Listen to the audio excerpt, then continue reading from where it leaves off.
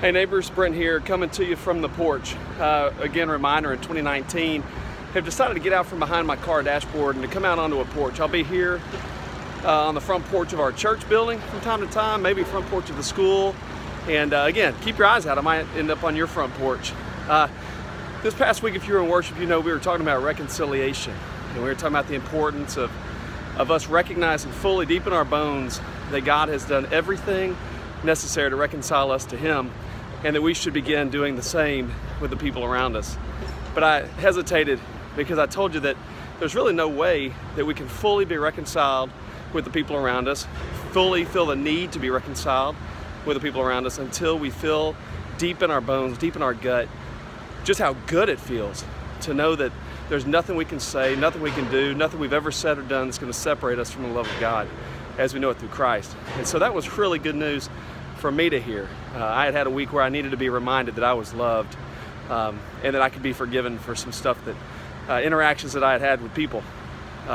Anyway, throughout the rest of this week, that verse has continued to linger, and when I think about being on a porch, I can't help but think about that father in the story. You've heard it, the prodigal son story, where at the very end of the story, after one of the brothers, one of these dad's sons, had decided to take all the family inheritance and run off into reckless living, decided he would come back and sulk his way into family graces, maybe even as a servant to his dad.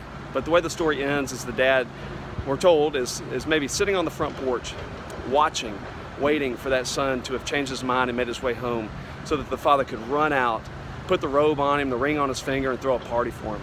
And that's one of the properties of us being a church, the front porch church, is we want to be the kind of place where when someone has decided to come back into the grace of God, to be reunited with the Father, that they would come here first, that they would come however they're going to come, that they would find people, you and me, sitting on the porch, ready to run out there and to welcome them, to run out there to offer them the kind of forgiveness and the kind of love and the kind of acceptance that they've been waiting for, that they would find us to be the kind of place that would receive them back in, and they would hear just a wholehearted welcome home.